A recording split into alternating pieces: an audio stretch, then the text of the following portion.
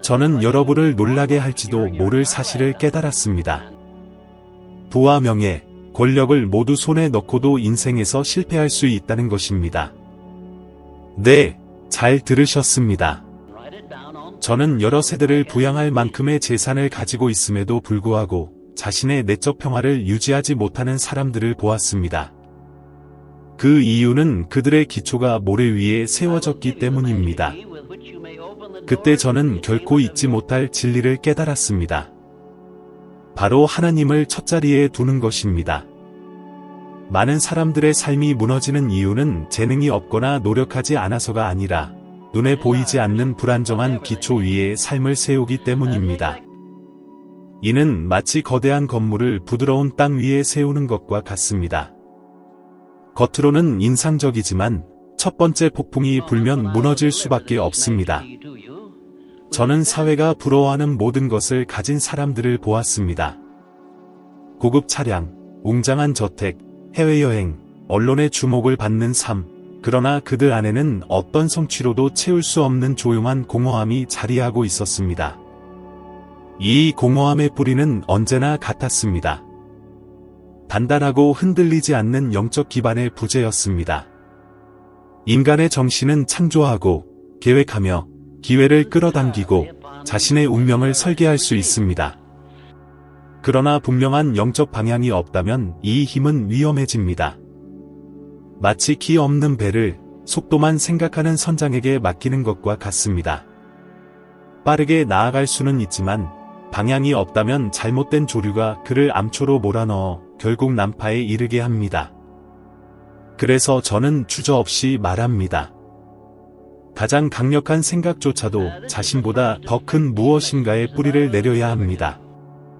많은 사람들이 진심에서 선택한 목표가 아니라 외부의 압박 때문에 달려갑니다.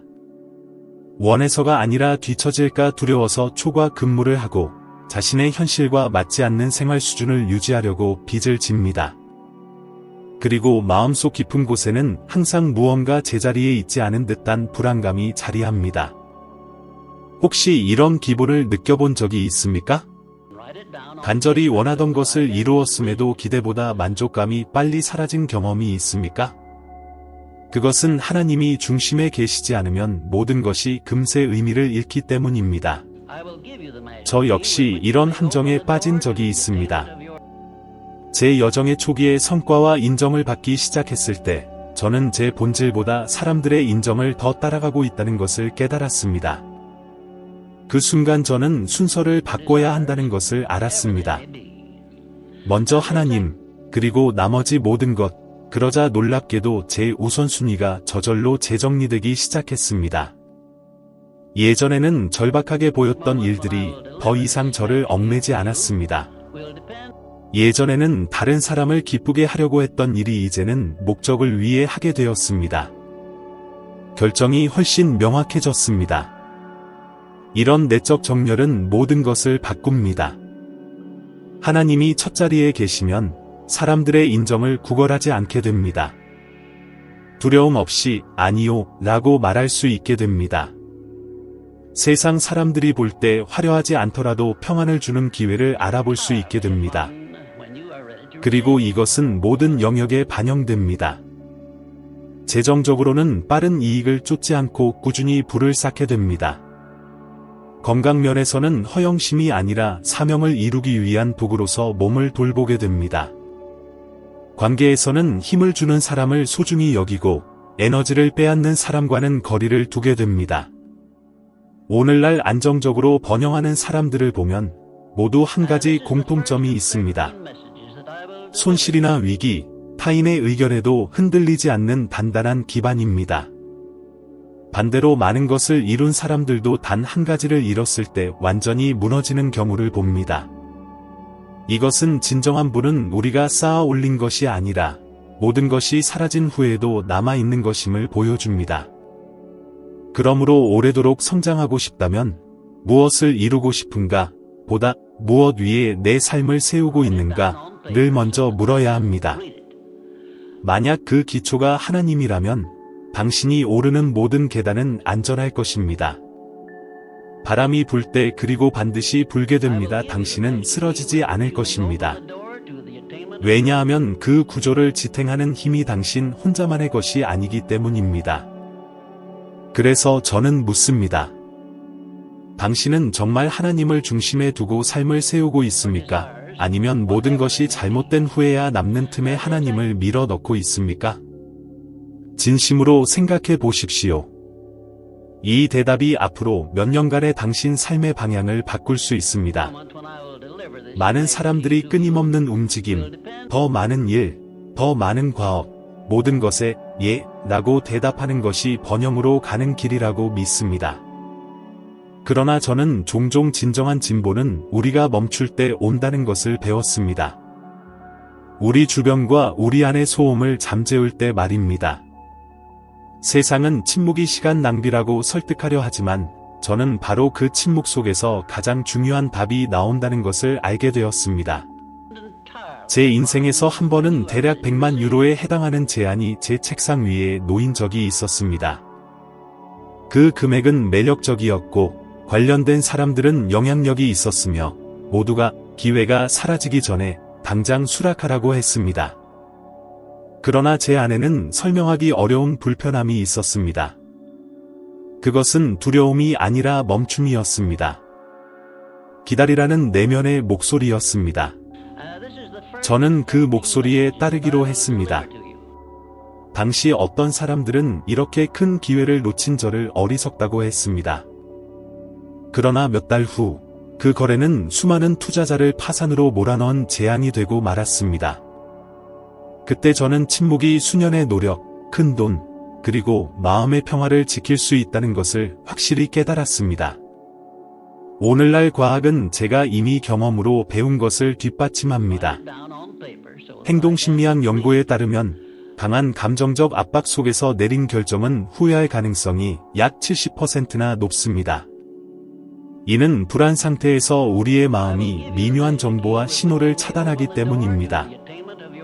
그러나 행동 전에 멈추고 하나님의 임재를 구하면 시야가 넓어지고 이전에 시급해 보였던 일이 더 이상 급박하게 느껴지지 않게 됩니다. 하나님을 중심에 두는 것은 또한 목적 있는 기다림을 배우는 것입니다. 모든 침묵이 부재를 뜻하지 않는다는 것을 이해하는 것입니다. 오히려 그것은 준비일 때가 많습니다. 인생에는 모든 것이 멈춘 것처럼 보이는 시기가 있습니다. 기도하고, 노력하고, 시도하지만 결과가 보이지 않을 수 있습니다. 우리는 가시적인 움직임이 곧 진전이라고 믿도록 길러졌기 때문에 이런 상황에서는 좌절감을 느끼기 쉽습니다.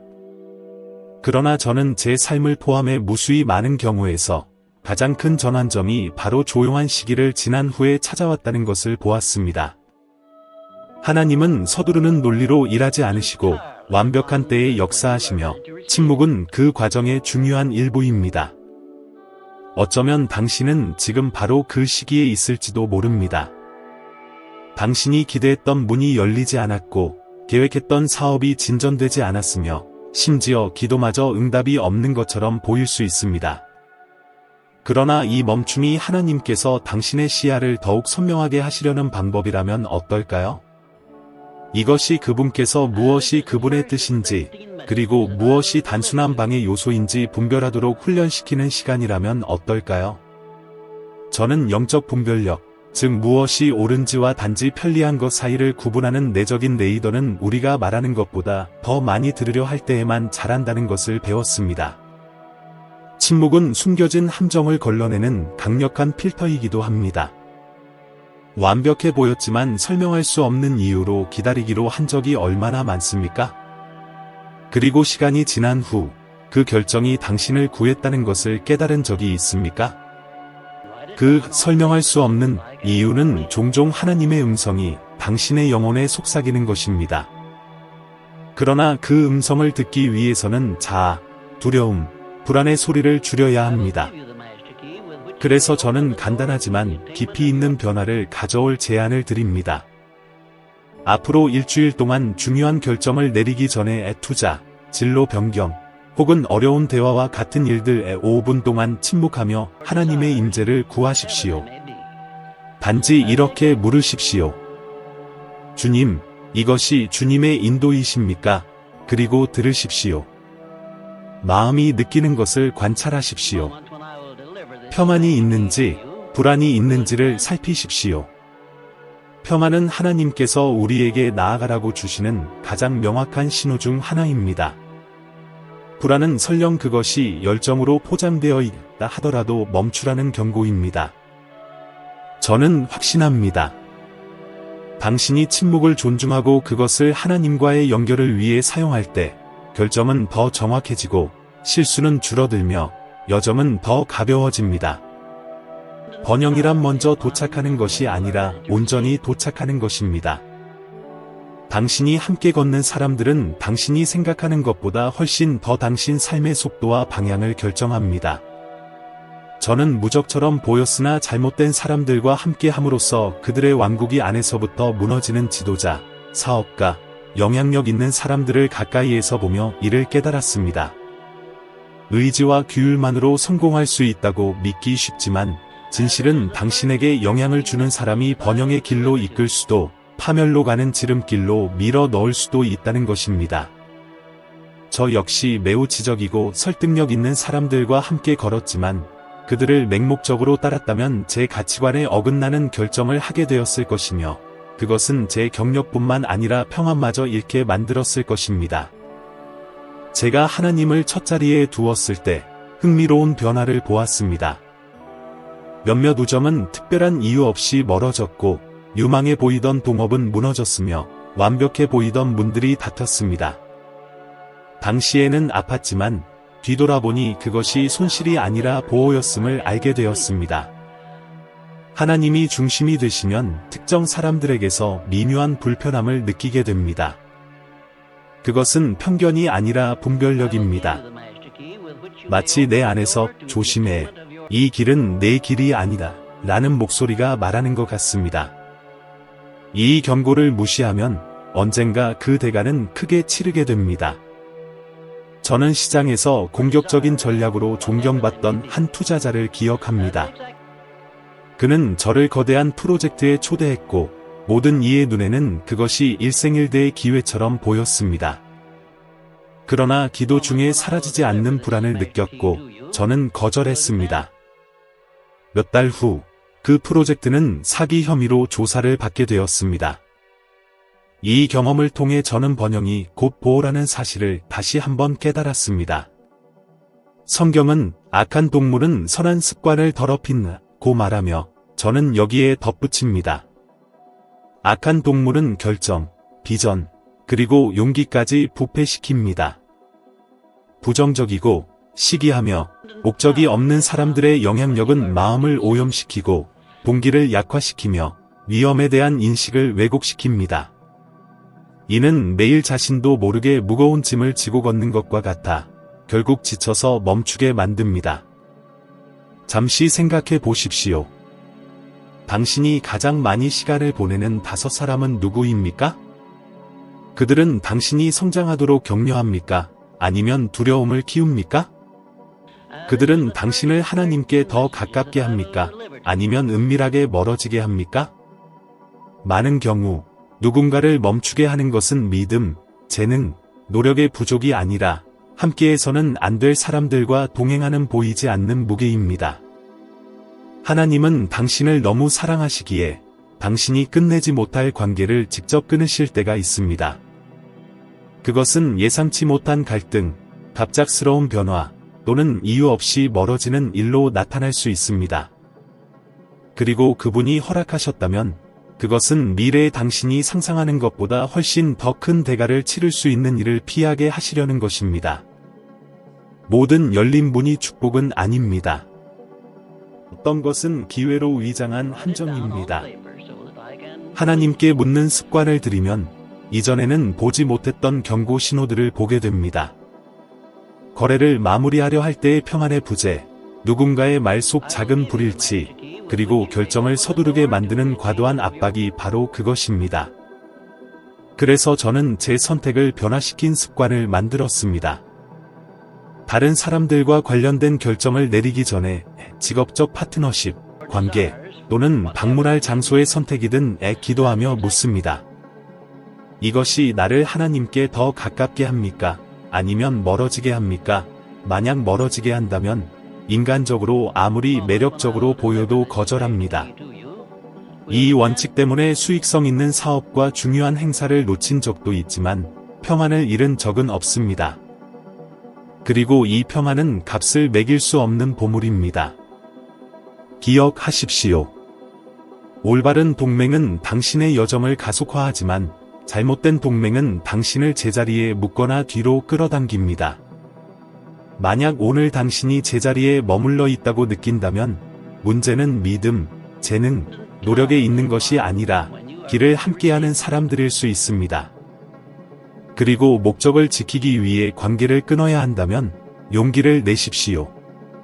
때로는 이별의 고통이 몰락의 고통에서 당신을 구합니다. 제가 당신에게 전하고 싶은 핵심은 이것입니다. 하나님을 첫자리에 두면 모든 것이 변합니다. 당신의 결정, 관계, 집중, 그리고 어려움을 대하는 방식까지.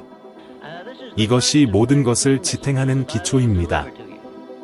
그리고 오늘 당신이 이것을 깨달았다면 이미 더 바르고, 더 안전하며, 더 번영하는 삶을 향해 큰 걸음을 내디딘 것입니다.